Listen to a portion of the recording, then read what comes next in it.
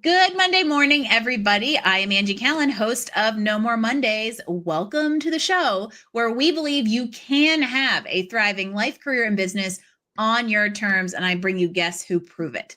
This episode is brought to you by The Modern Coach, my platform for helping entrepreneurs and executives create those amazing lives built around our values and our humanism.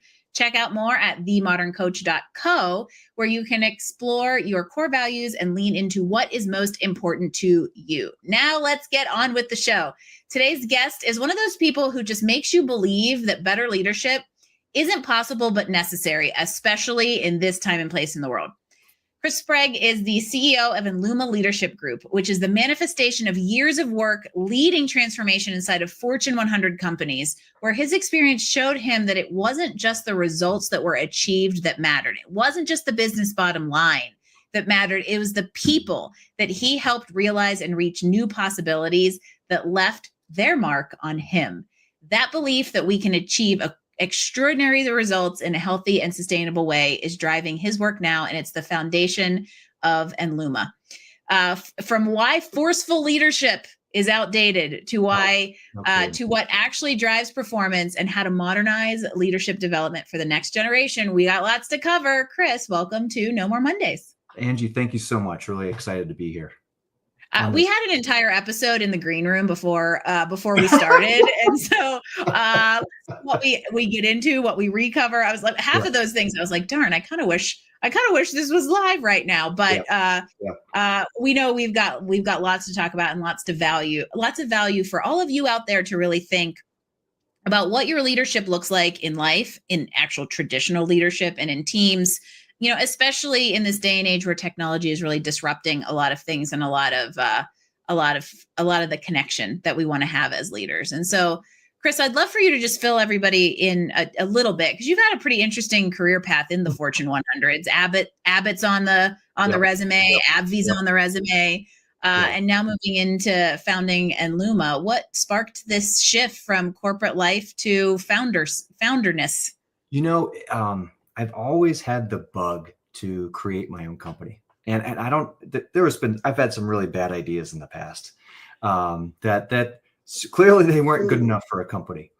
But, you know, what I started to realize, I had the opportunity to lead transformations in Abbott, AbbVie, and I started to see a pattern. The pattern was the ones that went really well, people weren't burnt out at the end.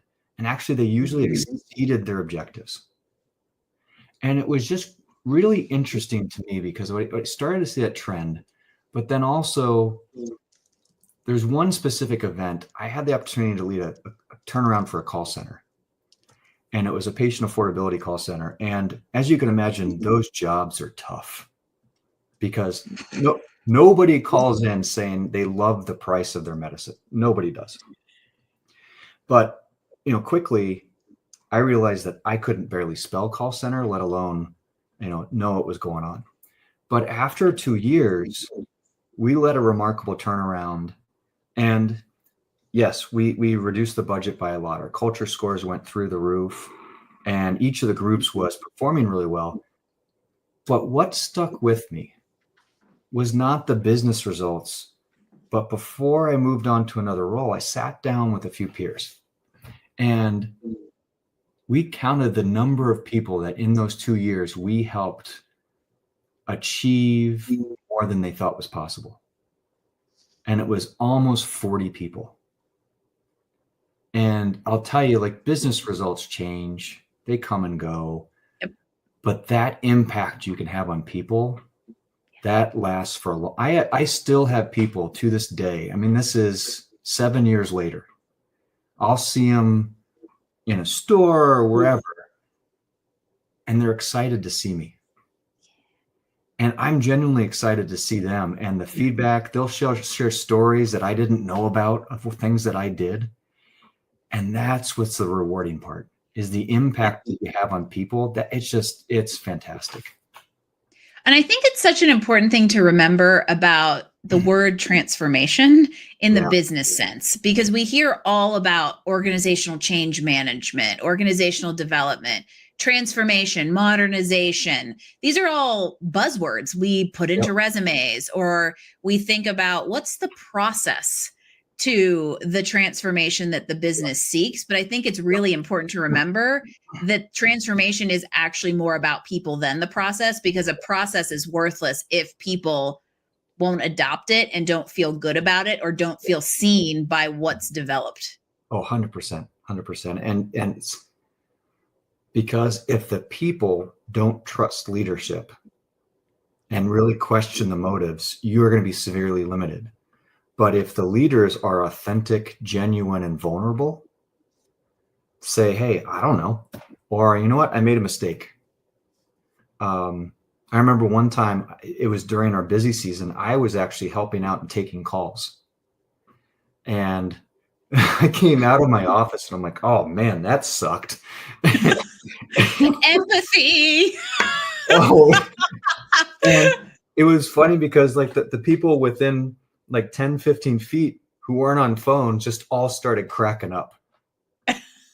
And they were laughing. But then what happened, and I wasn't trying to build trust, but it spread. And people were like, oh, Chris is taking calls. The boss is taking calls. But yeah, I mean, if you can do that and you have that vulnerability, people will go to bat for you. It's also there. Trust is such an important word, and I think it's probably the one of, if not the most important word in a leadership environment. And it isn't always focused on, which I think is a differentiator right off the bat. Right. But I think it's really interesting, the kind of trust and empathy that you create if you show you're willing to go do the thing you're asking your people to do. That makes me think of, for most of you who listen regularly, we're big skiers. We live just outside of Aspen, Colorado, and our CEO of Aspen Ski Co just retired last year. But up until that point, he was famously known for he would be at the chairlift helping. He would be a lifty for a day during the busy season at Christmas, and you'd be like, oh hey, that was him, wasn't it?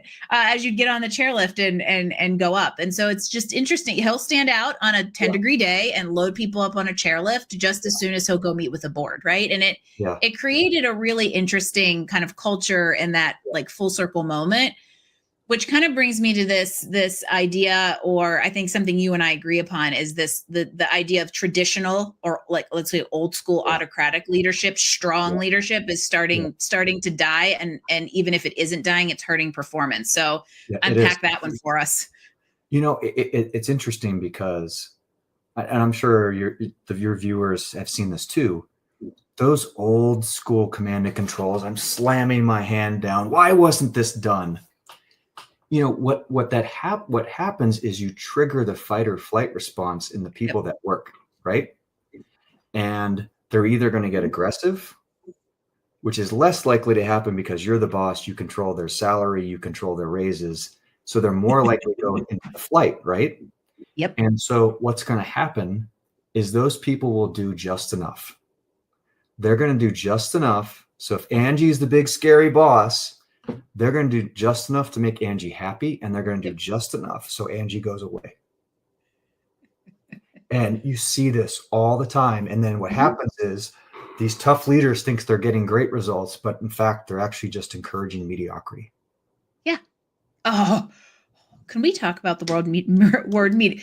Sidebar, Chris. I realized years ago, my big realization around I realized years ago how much we accept mediocrity in many aspects of life and work. Today, I realized it when almost 20 years ago, I decided to take the risk and move to Colorado, and I had all these people that were like, oh, I want to move to Colorado. All my ski friends were like, I'm jealous. You're doing what I'm doing. I want to move to Colorado. I'm like, I'm nobody special. You could do this too. They just chose to stay small, be risk averse, and like limit themselves. And I think that's such an easy word, that it's such an interesting word you bring up because I don't hear it very often. And it's one of my thoughts on like, how do we turn the tables on that mediocrity story? And from a leadership perspective, start moving more towards like healthy and sustainable leadership in the way people want today. What's your thought on that? Yeah. It's funny because if your focus is just results, you're not going to get the best results. Mm-hmm. If you focus in on, say, hey, Angie and team, I know we're trying to do this, but what do you need to knock it out of the park? What do you need to even just exceed? Because if the boss is asking that question, one, it shows they care. Mhm. And two, now they're saying, hey, Angie, I want to help. I want to help you achieve better results. Because the ones that just say, did you meet it or not? Did you hit the result or not? You're in essence creating a ceiling of this is as far as people are going to go. Yeah. But what's cool is if you focus in on helping the people, you now create a table for them to stand on and go up. With And no ceiling, there's unlike no what you had created in the flip No. side. No. And I'll tell you, I've done this a few times. We were focusing in on improving change management. And because, you think IT systems, new projects, there's always changes that happen, right? And if you don't prepare for those changes, you're setting yourself up for problems. Mm-hmm. So what I do is build a small team and I'd say, hey, look, you folks understand the team better than I do. We need to improve our changes and how we manage changes. 2 weeks, come back to me with a plan of how you think we should communicate what's coming, get feedback, take it wherever you want to take it. I will tell you 19 times out of 20, they will destroy any expectations I have because they will come back with plans, things I didn't even think of. Mm-hmm. And all I did was say, hey, I'm going to give you control. I'm going to give you the power. Here's the expectations. Come back to me. And you do that. Oh, the results you can achieve. And because if you think if they're genuine too, if they know that you're going to give them control, they know that you're going to give them the power. Yeah. Oh, it is a game changer. It is such a game changer. You have people, we've gone from mediocre, I'm going to do just enough to get this guy off my back, to I feel supported to be not only productive, but potentially even innovative. Imagine what kind of ideas come from that and the kind of retention that you get from a leadership, perspective. And we know all of that stuff hard lines back to business bottom lines. Yeah. It's just hard for people to see it because there's usually a step or two in between the, just like straight up number crunching. Yep. And I think in a nutshell, what I take from your last statement was this idea of really prioritizing inspiration over what used to be intimidation. Oh, 100%. 100%. And I guess my question would be, in practice, like, what does that require from a leader? Or how does somebody start shifting their styles to be intentional around that? I honestly think what we need to do before you even become a people leader is when anyone comes in the door, level set expectations on how you partner and lead your peers. Because what happens is you and I are peers, and I'm head down doing my work. You're head down doing your work. But I don't step back and say, hey, Angie, if we worked really well together, we could do this. So you and I both get promoted. Now we're people leaders. We're trying to figure out what the heck a people leader does. Because no one, typically in a company, nobody tells you what they do. Nope. And you have not been trained. And in a fraction of no Correct. offense to anybody out there, but I am a former engineer. So I get to say this from my own direct experience. As the former recovering engineer who loves people, most people who promote into leadership don't have those natural skills. No. And there's nothing wrong with that, but we don't fill that gap from a corporate or a higher executive level. So they come in without the natural skills and no clear foundation to operate on, even if they did have the natural skills. Yeah. And if you start with that peer leadership, that will give you an indication who will be a good people leader. Because it's how do they work together? Do I come to you and say, hey, Angie, I've got a problem. I need to work on this. Or do I just say, Angie, I have to do this thing. Are you going to do this for me or not? Because then if you start with a peer, then you get to people that gives you an indication, but it has to be clear. We need to do a better job of what are the expectations for our people leaders? And then when people, if they get promoted further, they typically don't lead their peers well. Then the challenge is when you have a senior leader, you're more likely to have a bigger ego. you're more likely and look, I totally get, and I don't mean to pick on senior leaders too much, but I also know that senior leaders, your time is more precious than, say, a people leader, because you're being pulled in so many different directions. You compromise how you lead your people, you compromise how you work with your peers, and you're focused more on your fiefdom and keeping your fiefdom moving forward. But the reality fiefdom is brings up such a good visual, by the way. Love it. I don't know, like you can, there's all kinds of frocks and all kinds of stuff people are wearing. It's fabulous. But you know what I mean? Like, and then what happens is you have senior leaders who don't know how to play nice in the sandbox. Mm-hmm. Yep. But day one, it should be, how do you work with your peers? That's the expectation. Which, funny enough, should be the thing that we're taught in the sandbox when we're 3 years old. But now that's going to get into a parenting discussion, which I am not qualified, however, very opinionated about having. Yeah. And you know, it's funny you should say that. So we have 2 kids, and I found the parallels between parenting and leading is so similar. Yep. You have to realize that first you have to ask yourself a question. Do you want the best for the people you have the opportunity to lead? Translation, do I want best for my children, or am I going to take the selfish route? Exactly. So, because there's people who say, I want to get the most out of my people. Yep. I want to deliver these results, versus someone who says, hey, I want to help them be their best. Yeah. Those are 2 different questions. And honestly, the one where you're helping them to be their best, I would say majority of the time, you're going to exceed the one who's just trying to get the most out of them. Get the most out of them. We're going to come back to that. But before we do, I want to challenge thinking out there. Sure. So there's somebody out there who's going, this is all, well, they're probably not listening to this podcast, unfortunately, if they're thinking this. Let's just hope and pray they do. Somebody out there who's maybe in the generations that's used to autocratic leadership. Maybe they want to start making a change, but they think, okay, this people first stuff is all fantastic, but I'm going to sacrifice results. What would you say to them? Give it a try. Give it a try. Try it for a month, where if you lead a team of 4 people, asking them what they need and asking them what they want to do from a growth and development perspective. Yes. I did not prime the pumps for this, but this is like a soapbox. This is one of the 9,000 hills I'm going to die on, Chris. Yes. Tell us more about that part. I'll tell you what.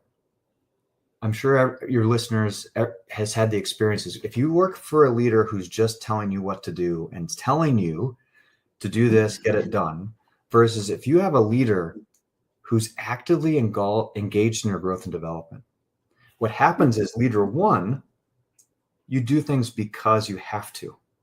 Leader 2, who's engaged in your growth and development, you do things because you want to. And you don't want to let them down. They're going to bat for you. They're the ones who are encouraging your growth and development. And if there's such a different perspective there, but if you try it for a month, try to see what they need. Yep. And Michael Bungay Steiner in The Coaching Habit talks about the lazy question, which is, if you ask a direct report, the book is right there. I even knew exactly where it was. What does that tell you all? For those of you listening audio only, I just reached back and pulled this out of my shelf almost without looking, because I know exactly where it's located. Coaching Habit is a fabulous book. But what he talks about, the lazy question, is, how can I help? What can I do? Because no direct report's going to want your help, because there's going to be a feeling that they have failed. But if you ask for help, it shows that you care. Yes. So it's funny. You ask for help. You ask them what they want to do. And it's if there's anything that they need. The reality is, and if you're being genuine and sincere in this, it doesn't take that much effort. And I guarantee you try that for a month, you will be amazed at how the team turns around. Yeah. It's pretty incredible what happens when you ask instead of assume. You will likely do less work asking because you've got the clear foundation and clear understanding, versus assuming that the soapbox I stand on is that everyone just wants to take more responsibility, make more money, and get a higher title. There are infinite other ways that someone can grow in their career. And as a leader, sitting down and showing that you, even are aware of that, and B, care enough to say to somebody, hey, what motivates you, or what are your career goals, drastically changes the dynamic, because you have seen them as a human. And I challenge all of you out there to find a time when leading as a human ever backfired, right? When has human first ever backfired? And Angie, you raise an interesting point, and that is there is an assumption that growth means I want to be promoted. Exactly. And that's exactly what is wrong. Exactly. And that's up until now. And I would say it's still the prevailing. I think there's some corporate awareness around the fact that there are you could have somebody that wants to go deeper technically. You could have somebody that wants to mentor people, but not lead them. You could have somebody that wants to get into thought leadership, right? There's all these different ways to grow. Corporate America just thinks it's dollar signs. Yes. So this is hilarious. I saw a case study at Costco. They were talking about talent development. And I forget the gentleman's name. We'll call him Dave. Dave was just knocking it out of the park. And so they're talking about talent. And they're like, oh, Dave should be promoted. Oh, Dave's awesome. He'd be a great manager. We could have this career trajectory. They go talk to Dave, and Dave just wants to run the forklift. He doesn't want to be a manager. So like, and I've personally seen people where they want to enhance their skills, but they don't want to lead people, and that is okay. Their growth, exactly. Their growth is putting more tools in their toolbox, not becoming a leader or moving up the ladder. And the reality, though, is you need both. Yes, you do. And that to me goes directly back to the conversation about the training gap. Yes. And this person is marked as high potential. Clearly, they're going to go into the leadership track without ever the conversation happening on whether they want it or not. Now you force somebody into a position that isn't their natural disposition or skill set, nor their desire. No wonder we have gaps at that, especially at the middle management level. Correct. Is where I see it. Yeah, because you put people into leadership roles that is based on their prior experience as an individual contributor. Yep. And then you go, hey, here you go. Let's slap on this people leadership thing on top of the individual contributor role you're doing. Let's double your work. Absolutely. And make it a completely different function than anything you've ever done. Please note, former engineer, ask me how I know. Well, I think we need to have an open and honest discussion about talent assessment, because historically, one of the things that we're trying to do with our tool that we're building is the ability to have data around everyone's leadership potential based on stakeholder feedback. Yep. Because talent discussions they're putting HR in a tough spot, because it's basically, well, Angie, what do you think of your direct report? Oh, she's great. She's wonderful. Well, what data do you have behind it? Oh, no. I just feel that she's wonderful. Yeah. But imagine instead if you had data about how your direct reports, all of them, lead peers, lead their direct reports, if that's multiple levels down. And then you can look at data and say, Angie's really quiet, but her scores are through the roof. Her peers love her, her direct reports love her. She's something. If we don't have data, what's going to happen is people will lead up really well. Yep. They're going to look like they're great, but you run the risk of their peers don't like them, and their direct reports will be excited when they leave. And everybody out there is going, I've either worked for or had that person report to me, because those are the people that get promoted, right? Correct. I can say this because I'm a loudmouth, but the loudmouths who can't do anything oftentimes get promoted, but they're not necessarily the right position, right? Because the other skills are hidden. That kind of data keeping or let's say performance tracking actually neutralizes the personality factor in some ways, and can help with, we don't want to completely replace the gut feeling or the human connection to it, but it adds a more objective component to things. Yes, absolutely. So we're really excited because in our book that we published in May, Lead Without Limits, we focus in on how to inspire your peers, how to inspire direct reports, how to inspire an organization. And then behind that, we've built, I wouldn't say concise, but manageable 360s. And our book is based on surveying and interviewing over 400 people. And then we also compared our results to the results of prominent literature to kind of pressure test it.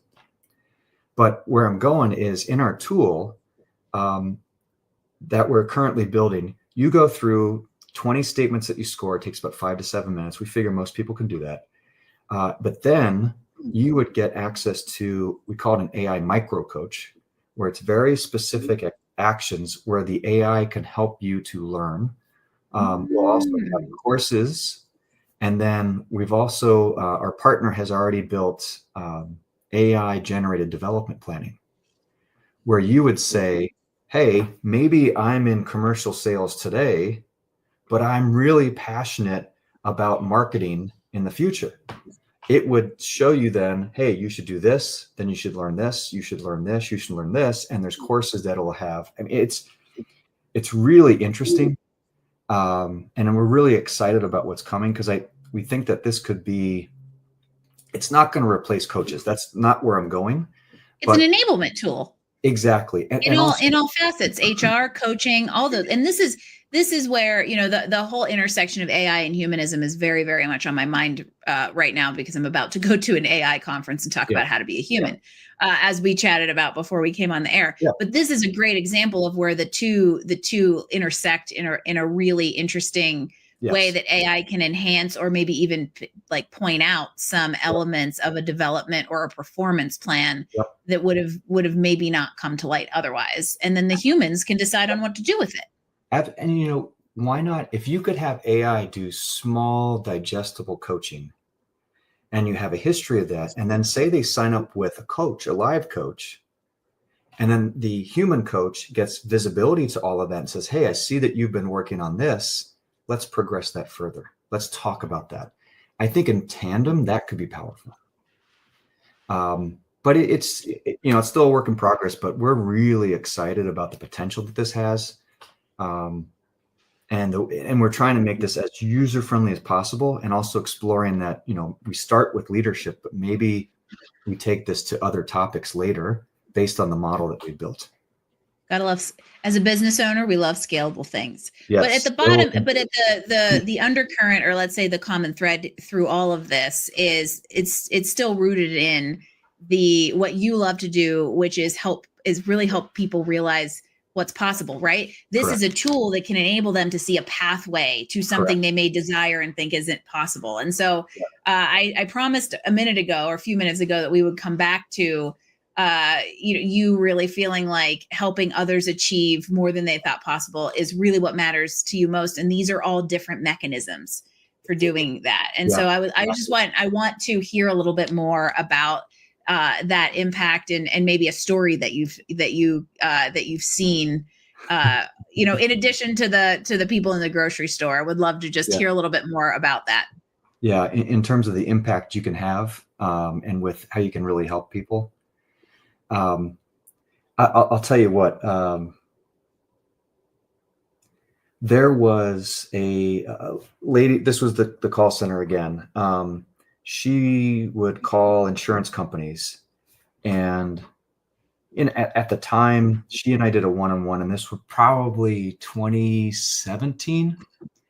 And she said, Chris, I'm really interested in project management. And I had run a project management office before and done some program management. And I said, okay, this is what you should do.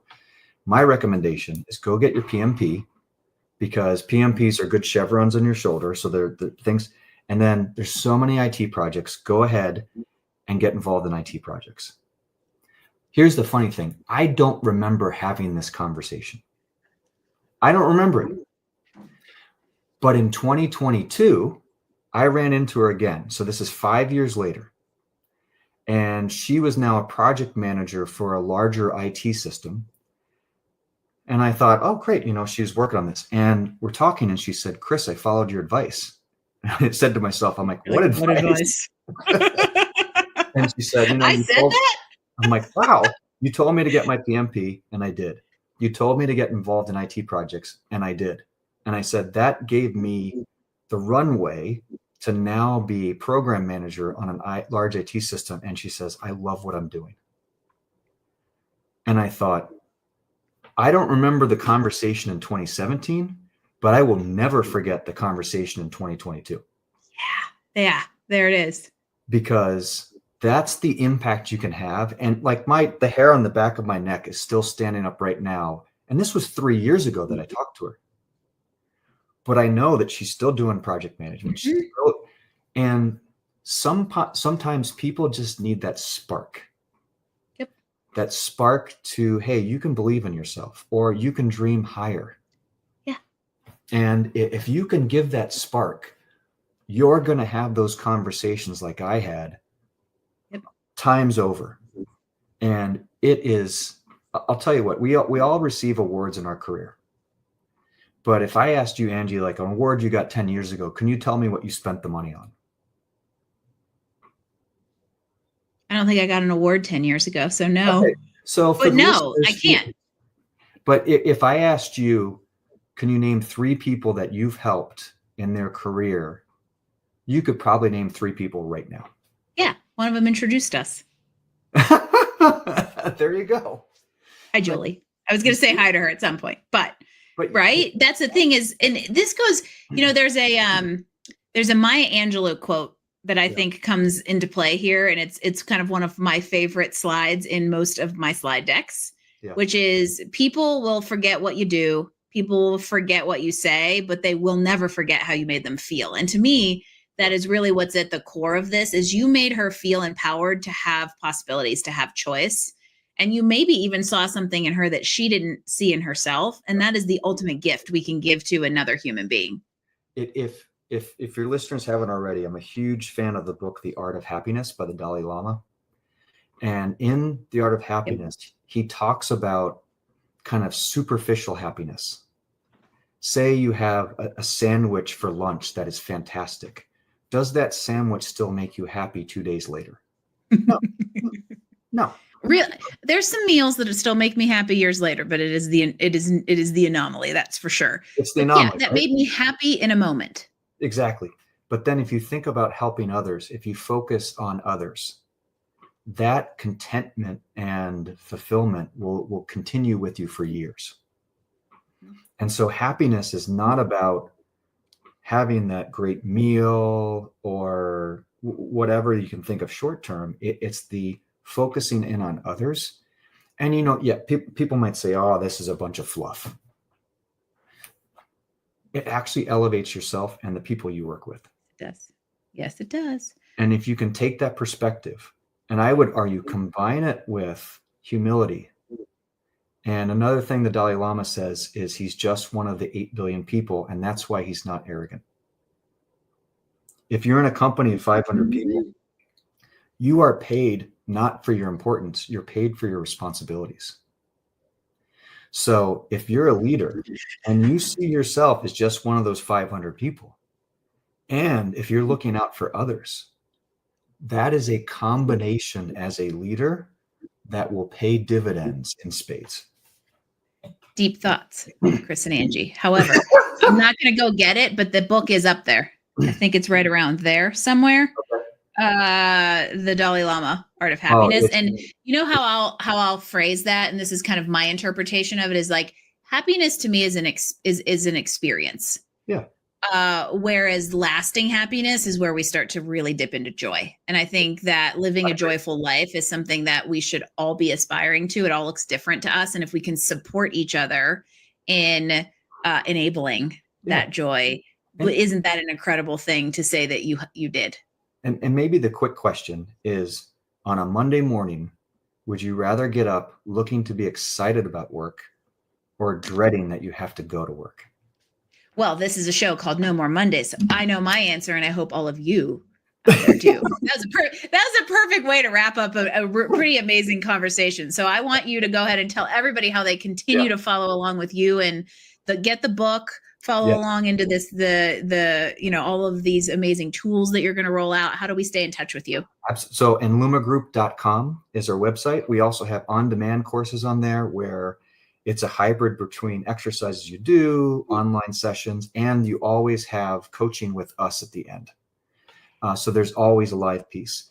The tool that we're building right now is our AI tool. We're going to do beta testing in October. I would say early 26, Q1 26 is when we'd have a broader launch. You can check me out on LinkedIn. Also, Enluma Group is on LinkedIn as well. And then I've got a Substack and a YouTube page as well. Oh, I'm into Substack. We're going to connect with you there. Yeah. And obviously all of you out there watching here in LinkedIn land, connect with Chris for sure. He and I like to engage and clearly share perspectives on things. And I am excited to see where all of the humans still matter work that you are also doing goes. This has been an excellent conversation. Chris Sprague, thank you so much. Yeah, Angie, thank you so much for having me. Really enjoyed it. I want all of you out there to remember that real leadership isn't about control. It's about courage and connection and community. How many hard C's can we throw at that baby? Healthy, sustainable leadership is not selfish. It is selfless. And we get that backwards a lot in society today. If you can help people be anti-mediocre, you will be the memorable person in their life. And you never know what possibility that will bring. And Chris, this was a great conversation to remind people of that. So all of you out there, whether you're leading a team or just trying to lead yourself through life, take a good look at where you're bringing people along with you or your own person along with you, and be honest about where you can improve. And if Chris and I can help, or you just want to share, we welcome messages. Drop comments here, leave us a note, send us a LinkedIn message. We want to hear what's working for you and what kind of leadership you want to see more in the world as we go out and do the work we're doing. Once again, Chris Sprague, thank you so much for being here and joining the No More Mondays movement. Yeah, thanks a lot, Angie. Really appreciate you having me. Thank you all for joining us. I am Angie Callen, and this has been another amazing, because they're all amazing, episode of No More Mondays. Big thanks to Chris for showing us what's possible when leadership starts with people. And if all of you need a little inspiration for your person to get through the middle of the week, don't forget to pick up our new mini episode, Midweek Momentum. It drops every Wednesday afternoon, right in time to help you get over the hump. In the meantime, I will catch you next week on Monday morning for another edition of No More Mondays podcast.